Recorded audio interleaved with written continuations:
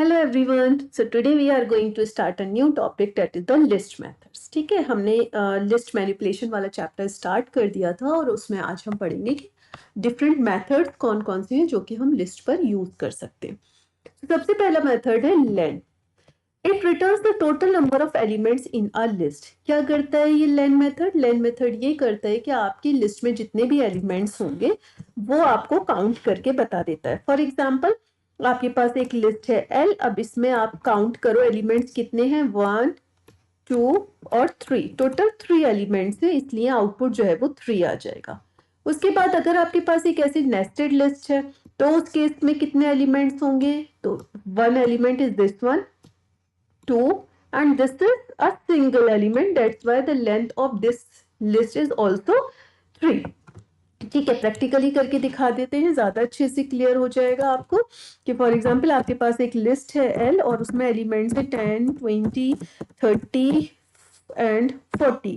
ठीक है, अब मैं इस पे लगाती हूँ कि मुझे क्या कराना है, मुझे प्रिंट करानी है क्या, जो मेरी लेंथ है किसकी, जो है मेरी लिस्ट है एल। ठीक, अब हम इसको रन करेंगे।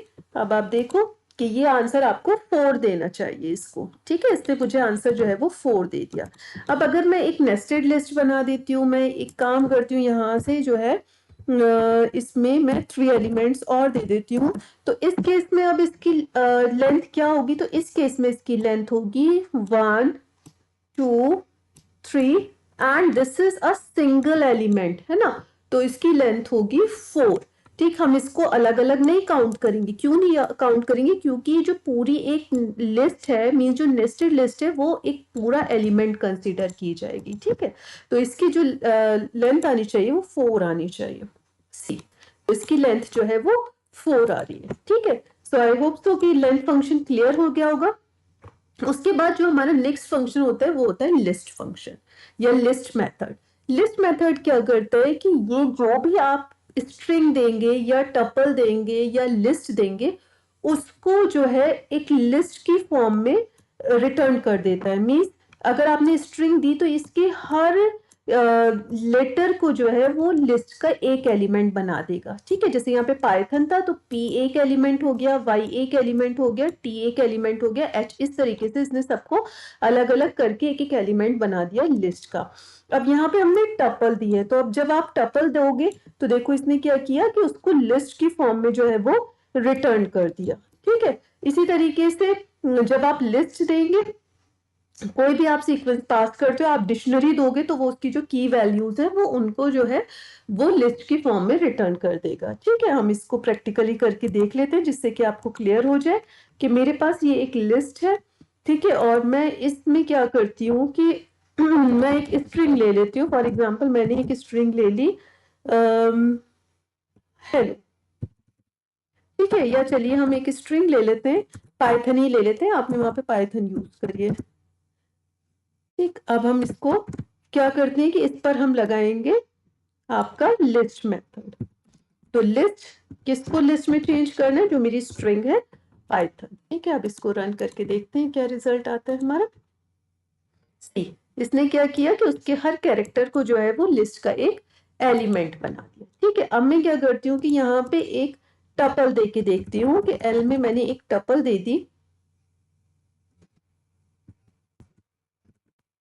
यहाँ पे मैंने एक टपल दे दी 10 20 30 एंड 40। ठीक है, अब ये क्या करेगा कि ये इस टपल को जो है वो मेरा लिस्ट की फॉर्म में कर देगा। सी, ये क्या बन गई? मेरी लिस्ट बन गई। अब मैं कैसे कह रही हूँ ये लिस्ट है, टपल है? बाय सीइंग दीज ब्रैकेट्स, ये स्क्वायर ब्रैकेट्स लिस्ट को रिप्रेजेंट कर रहे हैं और यहाँ पे मैंने राउंड ब्रैकेट्स लगाए, इट मीन्स ये मेरा टपल है। ठीक है, तो मेरा लिस्ट फंक्शन क्या करता है या लिस्ट मेथड क्या करता है कि जो भी हम स्ट्रिंग है या टपल है, जो भी हम इस लिस्ट मेथड में पास करते हैं वो उसको लिस्ट की फॉर्म में चेंज कर देता है। ठीक है, उसके बाद जो नेक्स्ट हमारा मेथड आता है that is the index method. Index method बिल्कुल वैसे ही काम करेगा जैसे कि आपका स्ट्रिंग में कर रहा था। अगर आपने मेरी स्ट्रिंग वाली वीडियोस नहीं देखी है तो प्लीज जाके उनको चेकआउट कर लीजिए।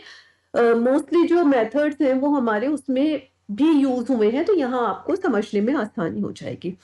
इंडेक्स मेथड क्या करता है कि जो पहला जो भी आप वैल्यू स्पेसिफाई करोगे वो जो सबसे पहली जगह जिस इंडेक्स पर आ रही होती है वो रिटर्न कर देता है। फॉर एग्जाम्पल मेरे पास ये एक लिस्ट है 10, 20, 30, 40 एंड अगेन 10 है, देन 50, देन 10। अब मैं क्या करना चाहती हूँ कि मैं 10 का इंडेक्स पता करना चाहती हूँ। तो ये क्या करेगा कि इस लिस्ट में जो सबसे पहली बार 10 आ रहा होगा जहां पर जिस इंडेक्स पर, उसे रिटर्न करेगा। जैसे कि यहाँ पे हम देखेंगे तो ये 0 पोजीशन पर ही आ गया, जबकि ये आगे भी आ रहा था। लेकिन इंडेक्स मेथड क्या करेगा, सबसे पहली बार जो जिस जगह पे वैल्यू मिलेगी उसको रिजल्ट में रिटर्न कर देगा। अब अगर मैंने कोई एक ऐसी वैल्यू दी जो कि मेरी लिस्ट में है ही नहीं, अब जो वैल्यू मेरी लिस्ट में है ही नहीं तो ऑब्वियस सी बात है कि वहां पे तो एरर आने ही आना है। वो कहेगा कि पर्टिकुलर वैल्यू जो है वो लिस्ट में नहीं है। जैसे मैंने यहाँ पे 55 दे दिया, अब इस लिस्ट में 55 तो कहीं पर भी नहीं है, तो ये वैल्यू एरर दे देगा 55 इज नॉट इन लिस्ट। ठीक है, प्रैक्टिकली करके देख लेते हैं कि मेरे पास जो है एक लिस्ट है 10, 20, 30, 40, सॉरी अभी ये टपल है, मैं इसको लिस्ट की फॉर्म में ही ले लेती हूँ। 10, 20, 30, 40, 30, 30, 70।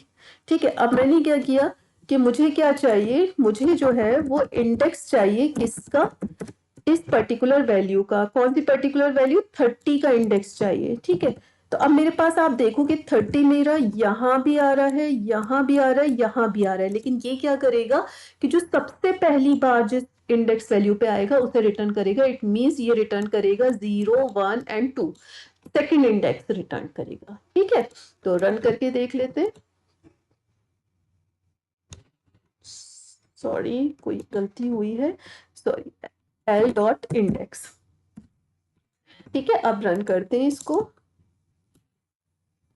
सी, इसने क्या किया, सेकंड इंडेक्स जो है वो मुझे रिटर्न कर दिया। क्यों, क्योंकि ये 0 पोजीशन है, ये 1 है और ये 2 है। ठीक है, तो ये मेरा करता है इंडेक्स फंक्शन। अब अगर मैं एक ऐसी वैल्यू दे दूं जो कि मेरे इंडेक्स में है, जो कि मेरी लिस्ट में है ही नहीं, फॉर एग्जांपल मैंने वैल्यू दे दी 50, अब ये क्या कहेगा, ये मुझे यहाँ पे एरर दे देगा। ठीक है, एरर दे दिया, क्या कहा उसने, 50 is not in list, list में ही नहीं है तो वो उसका इंडेक्स कैसे बताएगा। ठीक है, now the next one is the append function. अब अपेंड फंक्शन या अपेंड मेथड क्या करता है, अपेंड मेथड जो है कोई भी आइटम को हमारे लिस्ट के एंड में अपेंड कर देता है। अपेंड करने का मतलब है ऐड कर देता है। कहाँ पे ऐड करेगा, लिस्ट के लास्ट में। ठीक है, ये एक बार में एक ही आइटम को आप लिस्ट में डाल सकते हो। अगर आप चाहते हो कि मैं एक से ज्यादा वैल्यू को अपेंड लगा के कर दूं तो आपको again and again append method का यूज करना पड़ेगा, एक साथ आप एक से ज्यादा वैल्यू नहीं दे सकते। ये क्या करता है कि जो ओरिजिनल लिस्ट होती है उसी में चेंजेस कर देता है। ठीक है, मैं अगर कोई वैल्यू अपेंड करूंगी ना तो वो जो ओरिजिनल मेरी लिस्ट होगी ना उसी में वो वैल्यू जो है वो ऐड हो जाएगी। फॉर एग्जांपल यहाँ पे है 10, 20, 30। अब मैं क्या कर रही हूँ कि अपेंड कर रही हूँ किसको, 22 को। तो क्या होगा कि 22 मेरा इस लिस्ट के लास्ट में ऐड हो जाएगा। अब यहाँ पे तो मैंने एक वैल्यू, अब मुझे अगर फॉर एग्जांपल ज्यादा वैल्यूज करनी थी तो मुझे जितनी वैल्यूज करनी है उतनी बार मुझे अपेंड फंक्शन का यूज करना पड़ेगा। ठीक है, अब हम चाहते हैं कि भाई मुझे एक से ज्यादा वैल्यू मुझे अपेंड करानी, तो आप एक बार में एक से ज्यादा वैल्यू अपेंड करा सकते हो, लेकिन आपको जो है वो देखिए यहाँ पे हमें लिस्ट की फॉर्म में देना पड़ेगा। तो ये 10, 20, 30 और फिर 40 और 50 है तो दो वैल्यू, लेकिन ये एक ही एलिमेंट होगा क्योंकि ये लिस्ट की फॉर्म में हमने दिया है तो इसलिए हम उसको अपेंड करा सकते हैं। बट इंडिविजुअली अगर मैं 40 और 50 को अपेंड कराना चाहूँ, ऐड कराना चाहूँ, तो that is not possible by using the append method. ठीक है, करके देख लेते हैं। बस एक ये लिस्ट है जिसमें 10, 20, 30, 40, 30, 30, 70। अब मैं क्या चाहती हूँ कि इस लिस्ट के एंड में जो है वो मेरा 50 और अपेंड हो जाए।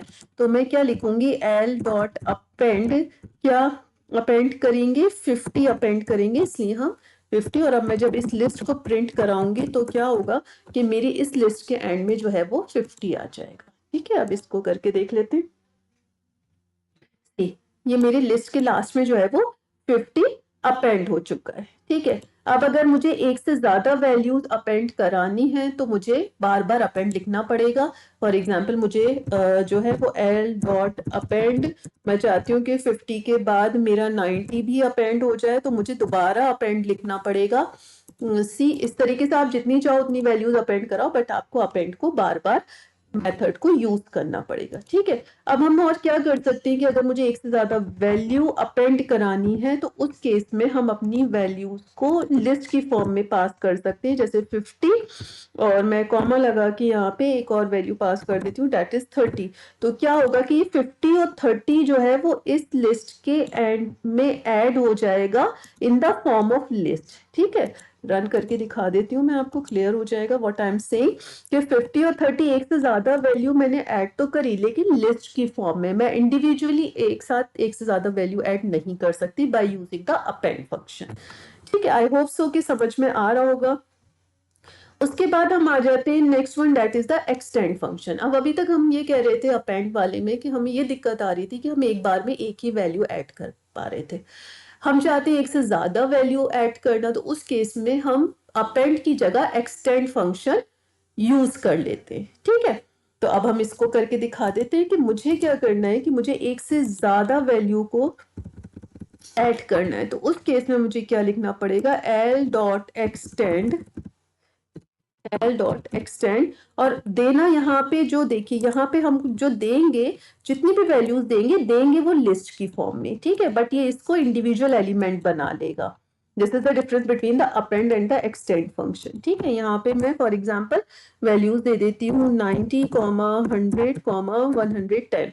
तो ये क्या करेगा कि अब इसमें 70 के बाद 90, 100 और 110 जो है वो ऐड कर देगा। ठीक है, करके देखते हैं इसको। सी 10, 20, 30, 40 यहाँ तक हम ऐसे ही गए और फिर उसके बाद 90, 100 और 110 को इसने लिस्ट के एंड में ऐड कर दिया। ठीक है, this is the difference between the append function and the extend function. की अपेंड फंक्शन में हम सिर्फ एक बार में एक ही वैल्यू ऐड कर पा रहे थे और एक्सटेंड फंक्शन में हम एक से ज्यादा वैल्यू जो है एक टाइम में अपनी लिस्ट में ऐड कर पाते हैं। दोनों में ही जो डेटा ऐड होगा वो एंड में लिस्ट के ऐड होगा, ये हमें याद रखना है। दोनों ही कोई वैल्यू रिटर्न नहीं करते हैं। ठीक है, ये चीज आपको याद रखनी है। उसके बाद अब अपेंड और एक्सटेंड में हमने ये देखा कि दोनों में क्या हो रहा था कि जो भी डेटा ऐड हो रहा है वो लिस्ट के लास्ट में ही जाके ऐड हो रहा है। तो अब हमें तो लिस्ट के लास्ट में नहीं करना, मैं तो ये चाहती हूँ कि मैं जहां चाहूँ लिस्ट में वहां ऐड करूँ। तो उसके लिए जो हम मेथड यूज करते हैं that is the insert method. Insert method क्या करता है कि आप जिस पोजिशन पे चाहो उस पोजिशन पे उस पर्टिकुलर एलिमेंट को इंसर्ट कर देता है। तो यहाँ पे आपको दो चीजें बतानी पड़नी है, एक आपको वो इंडेक्स वैल्यू बतानी पड़ती है जहां पे आप इंसर्ट करना चाहते हो, और दूसरा आपको जो है वो पर्टिकुलर एलिमेंट बताना पड़ता है कि आप कौन सा एलिमेंट जो है वो इंसर्ट करना चाहते हो।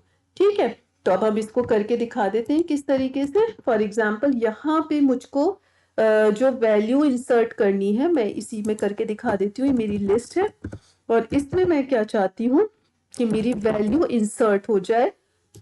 कौन से इंडेक्स पे मैं वैल्यू इंसर्ट करना चाहती हूँ, फॉर एग्जांपल यहाँ पे 40 के बाद मैं 50 चाहती हूँ, है ना। तो ये कौन सी इंडेक्स वैल्यू होगी, 0, 1, 2, 3। ठीक है, तो मैं 3 एंड 4 यहाँ चाहती हूँ ना मैं, तो मैं फोर्थ इंडेक्स पर चाहती हूँ कौन सी वैल्यू, 50 वैल्यू। ठीक है, तो ये क्या करेगा कि जो फोर्थ इंडेक्स है 1, 2, 3, 4, सॉरी 0, 1, 2, 3, 4, यहाँ पे 50 आ जाएगा और ये बाकी सारी वैल्यू जो है वो राइट में शिफ्ट हो जाएंगी। तो रन करके दिखा देते हैं इनको। सी 10, 20, 30, 40 के बाद 50 आ गया और ये 30, 30 और 70 जो है वो इधर शिफ्ट हो गया। ठीक है, अब अगर आप देखो यहाँ पर कि मैं कोई एक ऐसी इंडेक्स वैल्यू देती हूँ जो कि मेरे लिस्ट में है ही नहीं। फॉर एग्जाम्पल मैंने यहाँ पे दे दी इंडेक्स वैल्यू 40। अब मैं ये कह रही हूँ कि 40 इंडेक्स पर 50 आ जाए। अब 40 तो इंडेक्स यहाँ पे है ही नहीं, तो उस केस में क्या करेगा कि लिस्ट के लास्ट में इस वैल्यू को इंसर्ट कर देगा। ठीक है, रन करके दिखाएं इसको, मींस 50 अब लास्ट में आ जाएगा। 50 जो है वो लास्ट में आ गया, मींस उसने एरर नहीं दिया। जब हमने एक ऐसी इंडेक्स वैल्यू दी जो कि मेरी लिस्ट में है ही नहीं, तो उस केस में उसने एरर नहीं दिया बल्कि लिस्ट के लास्ट में उस वैल्यू को जो है वो इंसर्ट कर दिया। अब मैं एक कोई चलिए निगेटिव वैल्यू दे के देख लेती हूँ। फॉर एग्जाम्पल मैं -40 ले लेती हूँ। अब -40 तो मेरी कोई इंडेक्स वैल्यू है ही नहीं, मैं क्या कह रही हूँ कि मैं -40 इंडेक्स पर 50 वैल्यू को इंसर्ट कर दूं, तो ऐसी वैल्यू जो कि मेरी लिस्ट में एग्जिस्ट ही नहीं करती, तो उस केस में 50 क्या होगा, वो सबसे पहले इंसर्ट हो जाएगा। तो रन करके दिखा देते हैं इसको। सी 50 जो है वो सबसे पहले इंसर्ट हो गया। दोनों केस में उसने एरर नहीं दिया। अगर मैं एक इंडेक्स वैल्यू पॉजिटिव दे रही हूं और वो इंडेक्स वैल्यू एग्जिस्ट नहीं करती है मेरी लिस्ट में, तो वो लास्ट में उस एलिमेंट को इंसर्ट कर देगा। अगर मैं इंडेक्स वैल्यू निगेटिव दे रही हूं और वो इंडेक्स वैल्यू मेरी लिस्ट में एग्जिस्ट नहीं करती, तो उस केस में वो बिल्कुल स्टार्टिंग में लिस्ट के उस एलिमेंट को ऐड कर देगा। ठीक है, तो ये डिफरेंस है हमारे इंसर्ट में, एक्सटेंड में और अपेंड में। ठीक है, तो आई होप तो कि जितने भी मेथड्स हमने आज पढ़े हैं वो क्लियर हो गए होंगे। Still, if you are having any doubt, please drop a message in the comment box. मैं आपको वहां पे ही एक्सप्लेन कर दूंगी, या मैं रिलेटेड वीडियो और बना दूंगी जिससे कि आपको समझ में आ जाए अच्छे से। If you really like this video, please press the like button and subscribe my channel. बाकी की नेक्स्ट वीडियो में हम बाकी मेथड्स के बारे में पढ़ेंगे। I hope so you understand this topic clearly. So thank you for watching my video.